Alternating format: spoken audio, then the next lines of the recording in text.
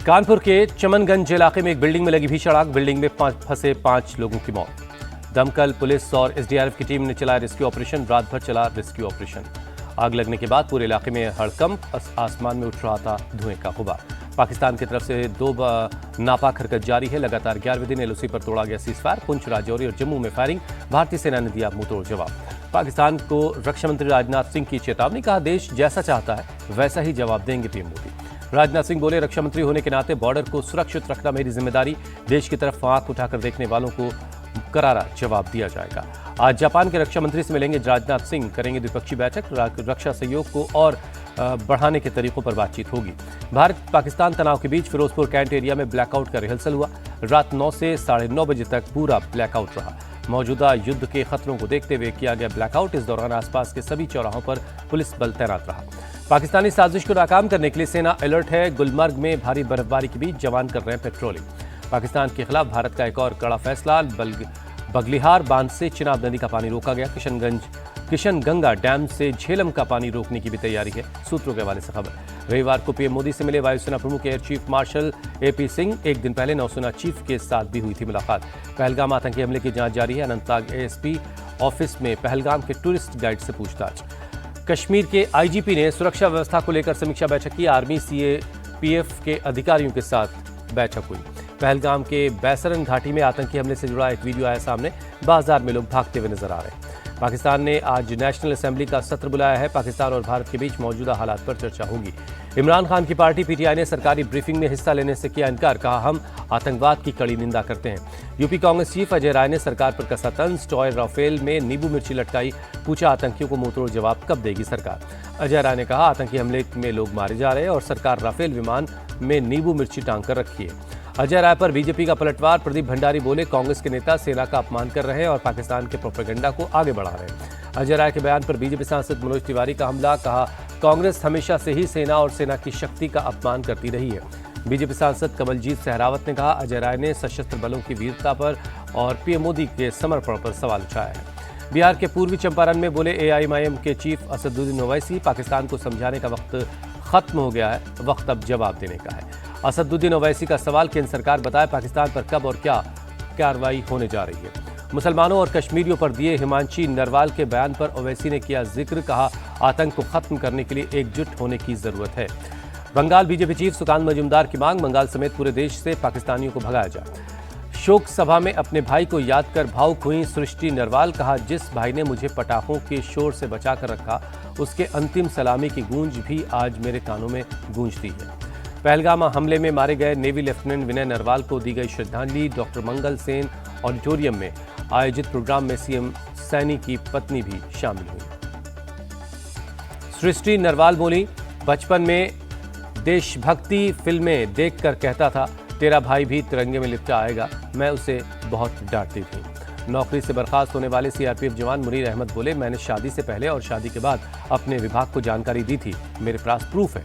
मुनीर अहमद ने पीएम मोदी और गृह मंत्री अमित शाह से इंसाफ की गुहार लगाई। कहा, पत्नी के भारत आने पर भी विभाग को जानकारी दी थी। चार मीनार के पास बीजेपी कार्यकर्ताओं का प्रोटेस्ट। पाकिस्तानियों को उनके देश वापस भेजने की मांग की। बीजेपी नेता उमा महेंद्र की मांग, ओवैसी और तेलंगाना सरकार डोर टू डोर जाकर पाकिस्तानियों का पता लगाए और उन्हें वापस भेजे। असम के सीएम हेमंता बिस्वा शर्मा बोले, कांग्रेस नेता गौरव गोगोई मेरे लिए एक अपराधी हैं, उन्हें पाकिस्तान से कनेक्शन पर जवाब देना चाहिए।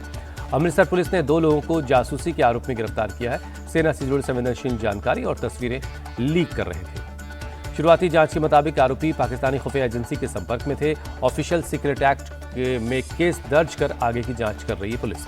गुजरात के गृह मंत्री हर्ष सांघवी का बयान, पकड़े गए ज्यादातर बांग्लादेशियों के पास बंगाल सरकार के कागजात मिले हैं।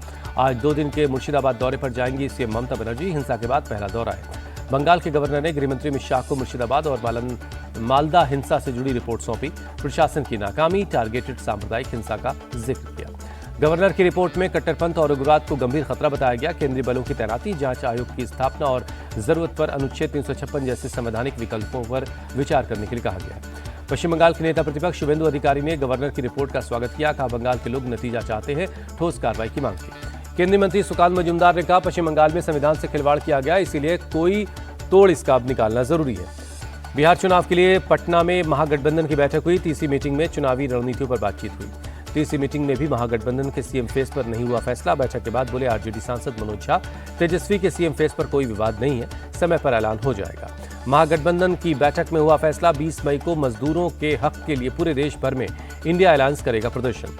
बैठक के बाद बोले वीआईपी चीफ मुकेश सहनी, एकमात्र एजेंडा है महागठबंधन की सरकार बनाना। आरजेडी नेता उर्मिला ठाकुर बोली, नीतीश कुमार ने सीएम की कुर्सी को हाईजैक कर लिया है, बिहार में क्राइम और भ्रष्टाचार बढ़ गया है। केंद्रीय मंत्री बीएल वर्मा बोले, महागठबंधन कितनी भी बैठक कर ले, बिहार में एनडीए की सरकार ही बनेगी। जेडीयू सांसद संजय झा का आरजेडी से सवाल, जब सत्ता में थे तो कास्ट सेंसस क्यों नहीं करवाया। सपा चीफ अखिलेश यादव का बयान, पीडीए की एकता के डर से बीजेपी कास्ट सेंसस करवा रही है। अखिलेश यादव ने बीजेपी पर चुनाव में धांधली करने का आरोप लगाया, कहा इस बार विधानसभा चुनाव में बीजेपी की 420 नहीं चलेगी। बंगाल कांग्रेस नेता अधीर रंजन चौधरी बोले, राहुल गांधी की वजह से मोदी सरकार झुकी, अब बताएं कास्ट सेंसस कब तक होगा। सीपीआई लीडर एनी राजा की दो टूक, कास्ट सेंसस किसी एक पार्टी की मांग नहीं थी, इसीलिए कोई नहीं कह सकता कि उसकी जीत हुई है। बीजेपी सांसद मनोज तिवारी ने राहुल गांधी पर साधा निशाना, कहा जिनकी आस्था सनातन में नहीं है वो भगवान राम को पौराणिक व्यक्ति ही बताएंगे। आज सुप्रीम कोर्ट में वक्फ कानून के खिलाफ दायर याचिकाओं पर सुनवाई होगी। नए कानून की संवैधानिकता पर उठाया गया है सवाल।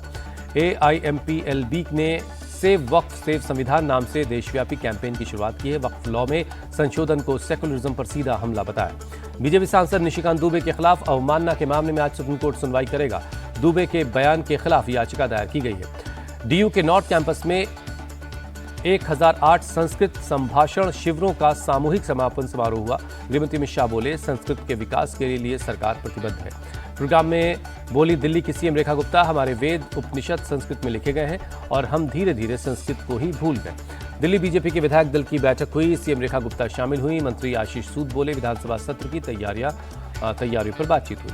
दिल्ली के स्कूलों में मनमानी फीस बढ़ोतरी का मामला, फीस तय करने के लिए 13 और 14 मई को विधानसभा में दिल्ली सरकार पेश करेगी विधेयक। केंद्रीय कृषि मंत्री शिवराज सिंह चौहान ने चावल की 2 किस्मों डीआरआर धान 100 और पूसा राइस डीएसटी 1 का शुभारंभ किया। शिवराज सिंह चौहान बोले, धान की ये दोनों किस्में 30% से ज्यादा उत्पादन देने में सक्षम है। 20 दिन पहले तैयार हो जाएगी ये फसल। 20 लाख से ज्यादा छात्रों ने नीट यूजी का एग्जाम दिया। देश के 548 शहरों में सेंटर्स थे, 14 इंटरनेशनल सेंटर्स पर भी एग्जाम करवाए गए। नीट एग्जाम में धांधली करने पर वालों पर हुआ एक्शन। राजस्थान एसओजी में 3 लोगों को डिटेन किया है। एक छात्र को प्रश्न पत्र के बदले 40 लाख रुपए की डिमांड की गई थी। कर्नाटक के कलबुर्गी में नीट एग्जाम सेंटर के बाहर बीजेपी का प्रोटेस्ट। एक कैंडिडेट का जनेऊ उतरवाकर सेंटर में एंट्री देने का विरोध किया गया। यूपी के श्रावस्ती में अवैध तरीके से बने मदरसों पर एक्शन, स्थानीय प्रशासन ने कार्रवाई की। पंजाब के गुरदासपुर में बुलडोजर वाली कार्रवाई, ड्रग तस्करों के अवैध निर्माण को ध्वस्त किया गया। उत्तराखंड के नैनीताल में एक नाबालिग लड़की से दुष्कर्म का मामला, फॉरेंसिक टीम ने संभावित घटनास्थल की जांच की। बंगाल के शमशेरगंज हिंसा के मामले में कार्रवाई, हिंसा के वक्त तैनात ओसी और एसआई सस्पेंड। बंगाल के सिलीगुड़ी में एसएसबी ने म्यांमार के 6 नागरिकों को पकड़ा, सभी को एसीजीएम कोर्ट में पेश किया गया। भोपाल के चेतक ब्रिज पर तेज रफ्तार कार का कहर, स्कॉर्पियो ने बाइक को मारी टक्कर, 3 लोग जख्मी हो गए। लेह में आर्मी कैंप में लगी आग, जवानों ने आग को बुझाया, किसी के हताहत होने की खबर नहीं है। महाराष्ट्र के रायगढ़ में बस पलटने से कई लोग जख्मी होने की आशंका, मौके पर चलाया गया राहत बचाव अभियान। घायलों को इलाज के लिए अस्पताल में भर्ती करवाया गया, पुलिस मामले की जांच कर रही है। गुजरात के मोरबी में कागज के गोदाम में लगी भीषण आग, बड़े पैमाने पर नुकसान की आशंका है। देखते ही देखते आग ने पूरे गोदाम को अपनी चपेट में ले लिया। हादसे में किसी तरह की जनहानि की खबर नहीं है। दमकल की गाड़ियों ने कड़ी मशक्कत के बाद पाया काबू, आग लगने की वजहों की जांच की जा रही है। जम्मू कश्मीर के राजौरी में शादी समारोह के दौरान हुआ हादसा, दीवार गिरने से 22 लोग जख्मी, सभी अस्पताल में भर्ती हैं। घायलों में 2 की हालत गंभीर है, बाकी की हालत स्थिर है। डॉक्टरों की टीम निगरानी कर रही है। हरियाणा के करनाल में बीती रात तेज हवाओं के साथ हुई भारी बारिश, आम जनजीवन बेहाल।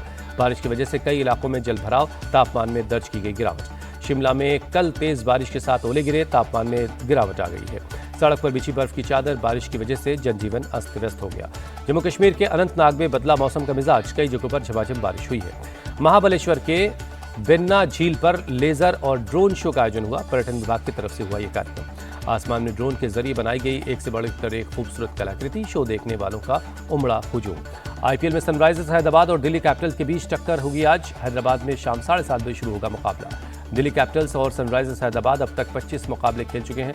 एसआरएच ने 13 और दिल्ली कैपिटल्स ने 12 मैच जीते हैं। राजस्थान के रियान पराग पर भारी पड़ी कोलकाता के आंद्रे रसेल की पारी।